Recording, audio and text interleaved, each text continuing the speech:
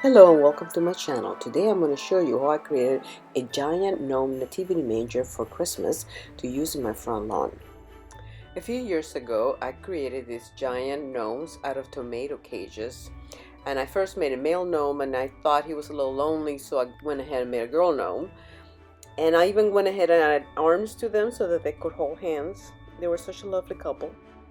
So I decided this year that it would be cute if the two of them had a baby and maybe did a little make-believe and kind of function as a kind of a gnome nativity manger for the front of my house. So this is what I'm going to show you today, how I went ahead and created the manger.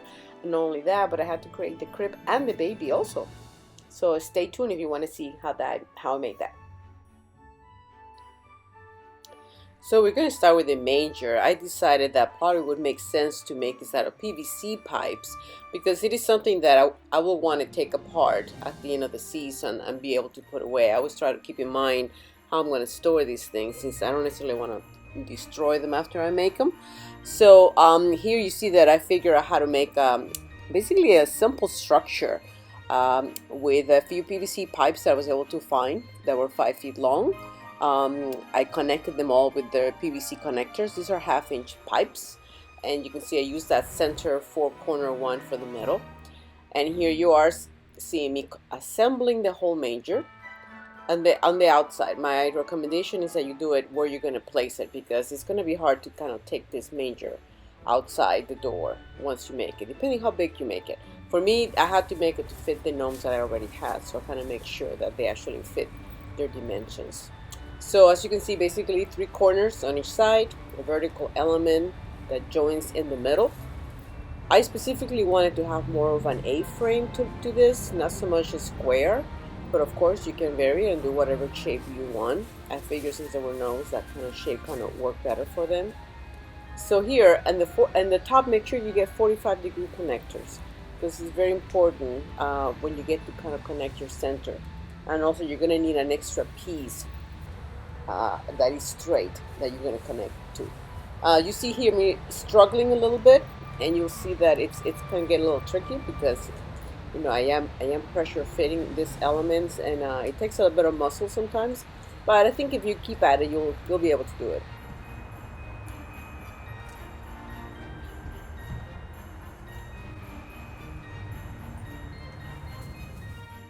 After you have your structure, then it's time to put it where you're going to have it. Mine was going to be outside, and I wanted to make sure that it was somewhat waterproof. So my first step was to cover it all up with shower curtain liners. These are inexpensive shower curtain liners from the Dollar Tree, so they didn't cost much. The next step is to go ahead and cover it with some other kind of fabric. In my case, I had this burlap fabric that I thought would kind of withstand the elements, and I'm attaching it here with just safety pins.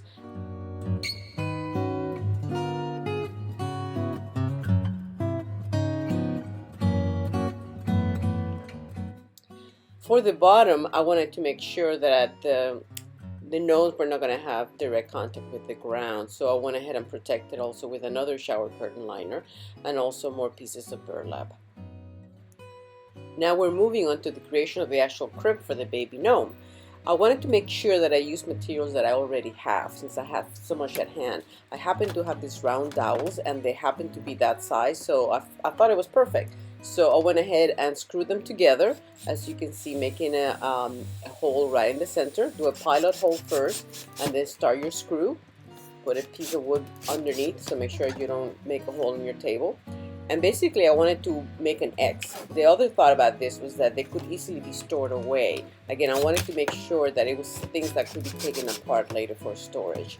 So I'm basically making a screw in the middle and attaching the 2 pieces of dowel, and I'm going to do the same thing on each side.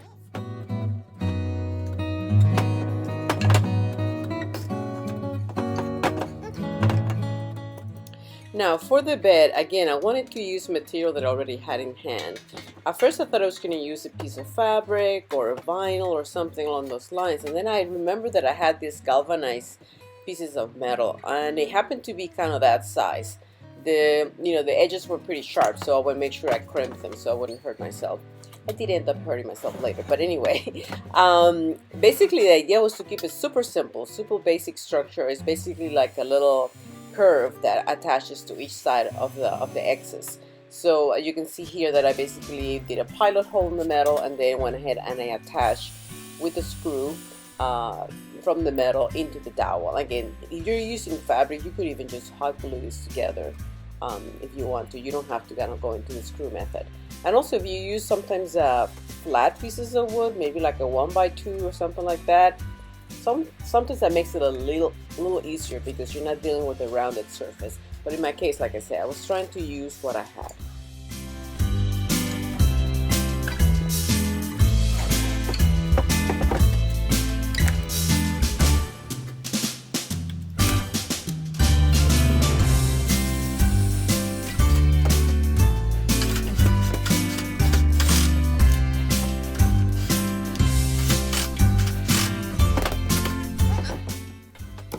And for finishing the crib, I could have left it like I was, but I thought I wanted to protect it a little bit more, so I spray painted and then I did a little dry brush technique to make it look kind of rustic and old. Now moving on to making the actual baby gnome. I had made the big gnomes before, so I knew I wanted to kind of share some of their characteristics since this is their baby. And some of that was kind of what I used for the nose and also the hat. Again, using scraps of material, things that I already had laying around, an open pillow that had kind of stuffing already. And I started with the nose myself. Again, using a pantyhose, an old pantyhose that I was about to throw away, stuffing it with whatever stuffing you have in hand. In this case, I actually used a piece of fabric that I had that I'm going to use later.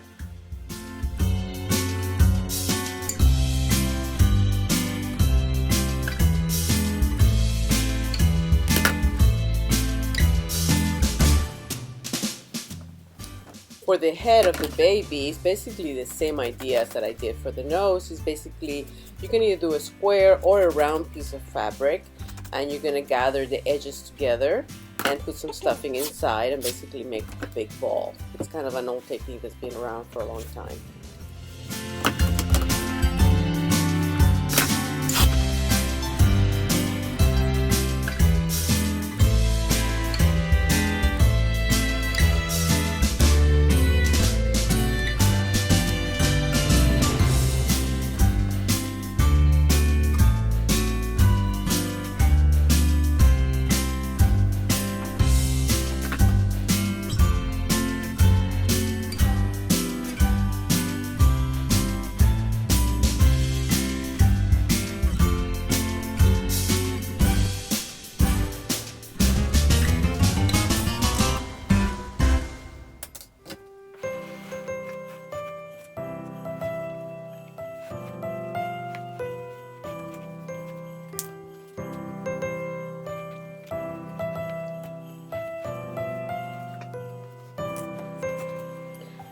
For the body of the baby, since I knew it wasn't going to be seen up close that much, I just wanted to make it really basic. Basically, it's a tube filled with batting or whatever my filler is here in the pillow. So, and I didn't bother even stitching it. You could if you want to, but in this case, I just basically hot glued it together.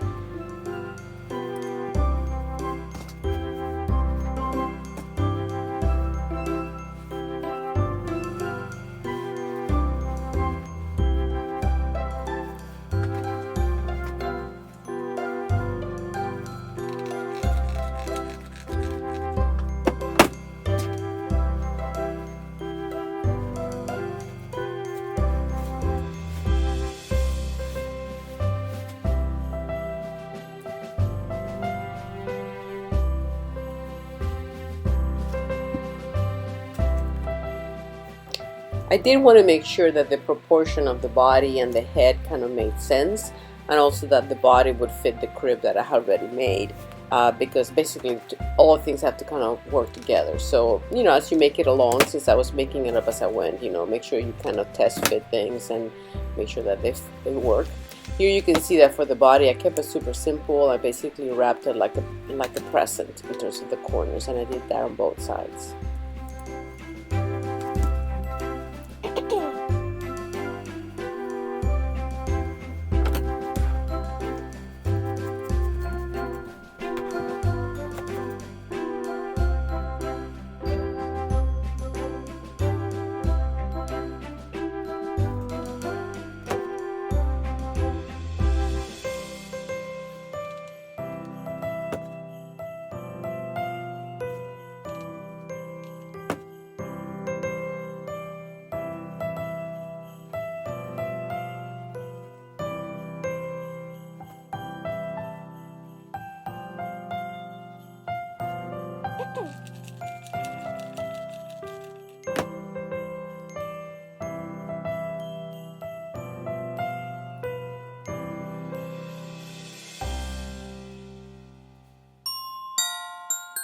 Now it's time to just attach the head to the body, and of course, don't forget that big nose.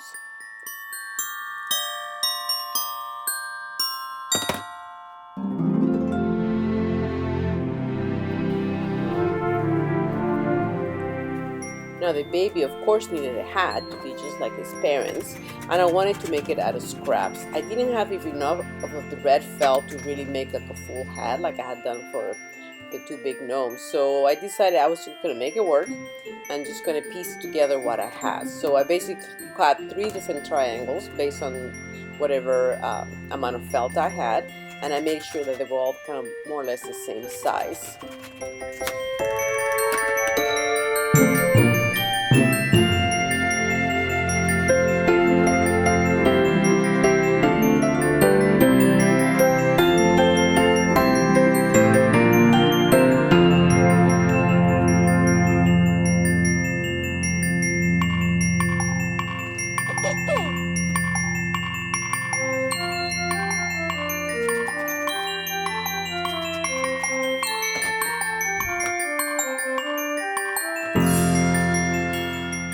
I basically then hot glue them together. Again, you can stitch them if you want to, but I figured for the purposes of this, it wasn't necessary since it wasn't going to be that visible. So basically I attached the 3 pieces together and basically attach everything together into a cone, and then you have hat.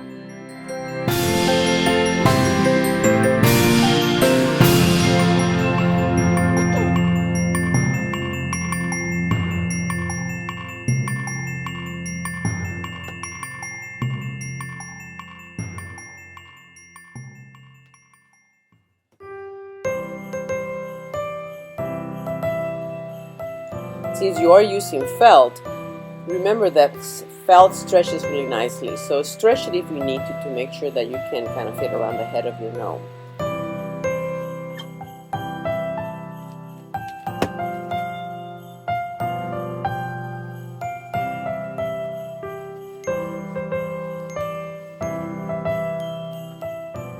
I like to add a little pom-pom to the top of the hat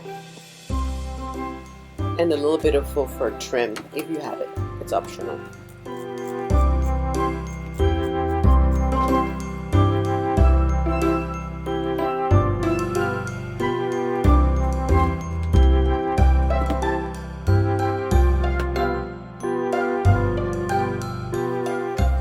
Now for making the swaddling for the baby, or whatever the baby is sort of kind of covered in, I thought this piece of faux fur that I had laying around would be perfect since they are actually gnomes and probably in a very cold climate.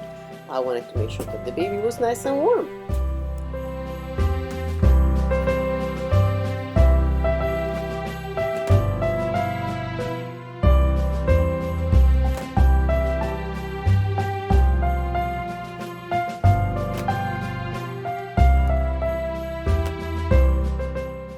And there's the baby all ready for his bed.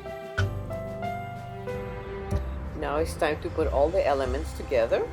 First put your gnomes in, and then go ahead and put your baby in front of the gnomes, crib and all. And then you can actually add whatever other embellishments you want to your kind of your side. In my case, I have some old branches that I put on the sides. I had some snow blanket that I put on the top to make it look like it had snowed on the little manger. I added stars and other figures that I have for my Christmas front lawn decor. So it was just kind of looked like they were all kind of nestled in the little manger in their little winter forest. So there you have it. Hope you like it.